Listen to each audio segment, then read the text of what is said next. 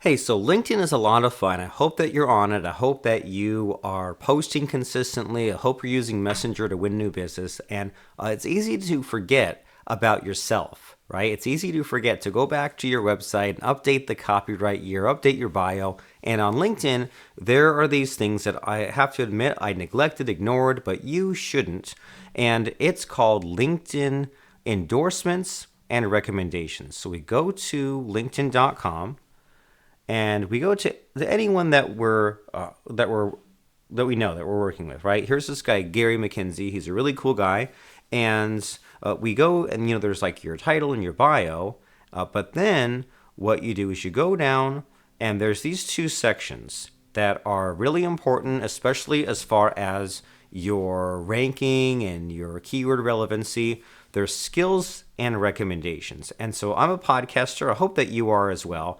And when you're a podcaster, you have guests. When you have guests, you record an episode, you put out the episode, and that's where a lot of people stop. But what you should then do is create extra assets. You should create tweets, LinkedIn posts, quote graphics, video reels, put them on your platforms: TikTok, Instagram, LinkedIn, Facebook, YouTube, all those places. And then some people stop there. You should also tag your guests. You should also follow up with your guests. And then you should also do whatever you can just to raise your guest's profile. That's why they came to you, to be on your show, to get ranking for more like SEO type keywords. So what you do is, say there's this guy, Gary McKenzie, who he was on my show, I think like maybe 8 years ago, and I still see him around local networking events, things like that. So you go and you click on endorse, and he gets a little notification that you just endorsed him for public speakings, and that's great. And what I usually do is I go to my podcast guests, I look at what I know about them, because I've had a 20-minute conversation with them, right? I may have just met them, but I know them better than a lot of other people in their circle do, because I had all these in-depth conversations. So we click on that skills, and then they get a pop-up, and maybe they respond to us and they can return the favor, and they can click on enough of the skills in our profile in order until we get to 99 plus endorsements. And then the idea here is that if someone searches for some of these keywords, and if they search for public speaking, and you say in your profile, I do public speaking, well, that's great. But if over 100 people say that you are good at public speaking, well, LinkedIn will rank you a lot higher. So that's what you want, right? You want to use the power of podcasting to meet people, to help others. That way they will then help you. So that's skills. And then also, as far as recommendations, I want to get a little bit into some advanced ChatGPTing. There's a kind of a new technique I discovered called prompt chaining. And it is what it sounds like. It's instead of using one prompt to get the job done, you do 5 prompts. They also call it agentic AI, where it's like a multi-step process. And if you've used ChatGPT, sometimes you can get frustrated with the output. It's unpredictable. You give it all these instructions, and it kind of either gives you not enough length in return, or it gives you a long length, but there's a lot of extra padding. Prompt chaining is really cool, because you can say, okay, here's all of this stuff, and you can kind of guide its thought process. You can say, well, based on what I've given you, come up with an outline of 10 bullet points.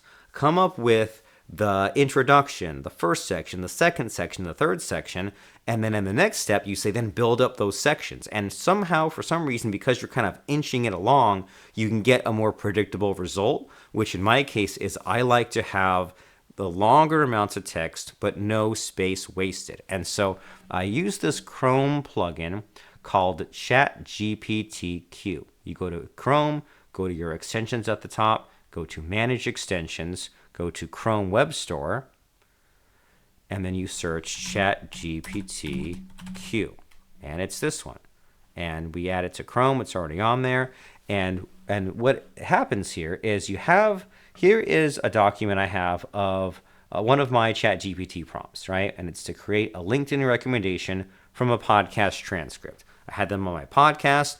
I have ChatGPT go through and find the keywords, find what they're good at, find what I liked about them, and then just give me a recommendation I can just paste right in there. And the separator here is this thing called a tilde. So if you look on your keyboard, there's like a shift and then to the left of the 1, there's like a kind of a squiggly line. That's called a tilde, and that is the separator. So we can have all this stuff, right? We can have all of these instructions here. If I zoom in, so it says, here's generate qualities, achievements, unique aspects, done. And then here are do's and don'ts, kind of crafted as a LinkedIn recommendation, done. Then outline it just like this, done.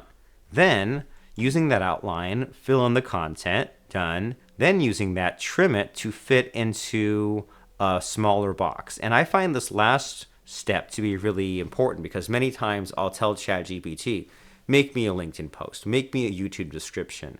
And then what it creates is like just barely too big to fit. And I have to do all this extra thinking and work to trim it down. So even just that alone is, here's this output, now take that and condense it, cut it in half, is just really useful. And you could technically do this by hand, right? You could paste this in as a prompt, and then you could paste this in as the next one. And then you could paste this as the next one. But by using this plugin called ChatGPTQ, you can just run it through all those things, and it's just, you set it off and go. And it does take a couple of minutes to run and wait and all that, but you don't have to babysit it and click, and you can do other stuff while it cranks away. And with no coding required, by the way. So let me show you this in action. So here's this guy, Gary McKenzie, and I want to leave a review of him, basically. Click on a recommendation. Relationship is, he worked with me at different companies, and he was at this position, and the recommendation is basically, he was on my podcast, he was great.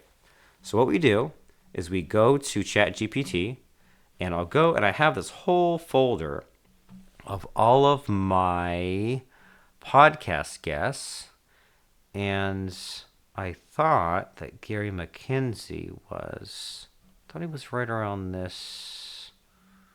Hold on, let me check real quick. Gary McKenzie, episode 606. Okay. So we go here to episode 606, and I give ChatGPT 2 files. I have this one text file that is his bio.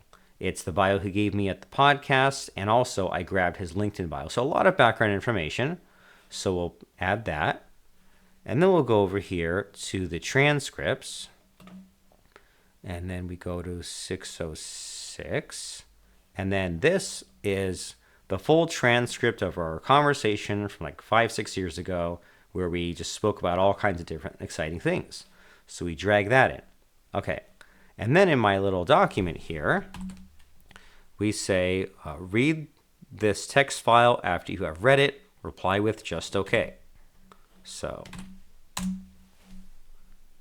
and if we leave that blank, it'll try to output a bunch of stuff. We just say, just tell me that you read it. Okay. And then here's the part where I say, have this as an expert guest on my podcast. And I put this for myself in hard brackets, because I might want to change this. I might want to say, well, I know them from such and such, or if I have some custom instructions, but we'll leave this as is. And I'll just copy all of this, including this part, tilde, this part, tilde. So we'll just do a Shift, Control N, and just get all that. Right, click and copy. Then go back to our ChatGPT window. And instead of just pasting, if I pasted this all in at once, the output wouldn't be good. You're giving it too much. It's only doing it in one step. It doesn't have enough time to think. It thinks for 10 seconds, not 90 seconds. So instead of that, we click on our ChatGPTQ icon at the top.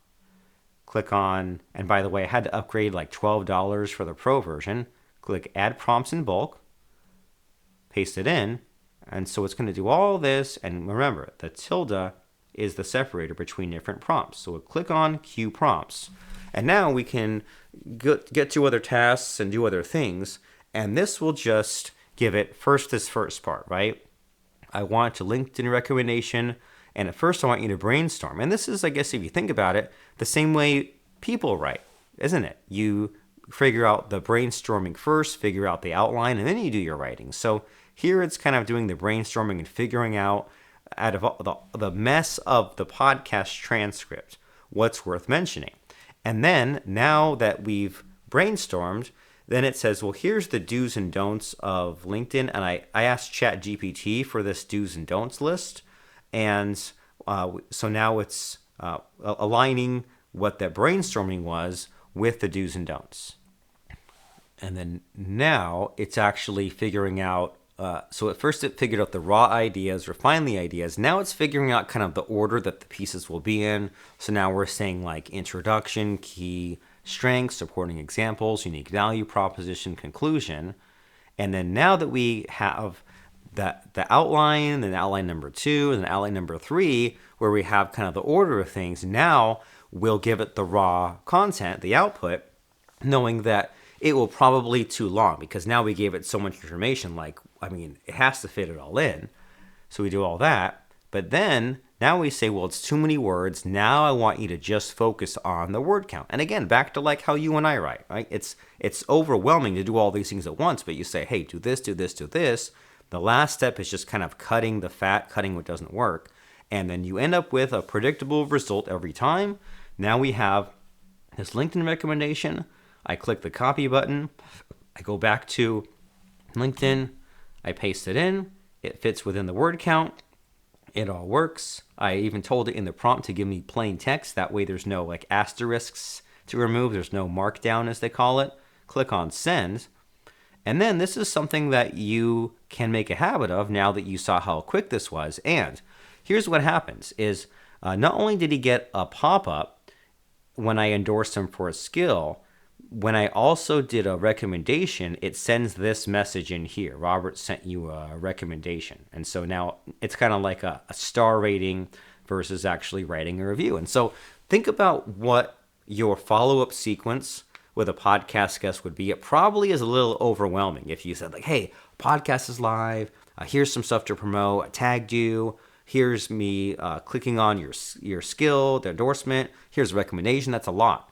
But what if you just put out the podcast, gave them the assets, waited a while, did your rounds, click on the endorsement, they got the pop-up. If they replied saying thanks, maybe you could say, hey, can you return the favor? Can you click on mine? If they do that, then you can generate the recommendation and go back to their profile and paste on that. If they say thanks, say, hey, well, thanks, can you do mine? And so we're building a relationship, right? We're doing a multi-step process over time. We're not being overwhelming, and we're not overwhelming ourselves because this could be a 10-minute per day task or a 60-minute per week task. Just like looking at who are your just people that are on your radar. Who are you looking to help out boost their profile, especially with LinkedIn? A lot of people think about LinkedIn as like, well, should I post on someone's wall, send a message, tag them? Well, how about this? Enhance their profile for them and use ChatGPT and podcasting and podcast transcripts and prompt training in order to get the job done. Robert Plank, DFYpodcast.com. Like and subscribe. Don't be a stranger. I'll see you for the next one. Hope you got some enjoyment. If this helped you, leave a comment under the video. I'd love to see it. I'll respond. I really appreciate you. See you next time.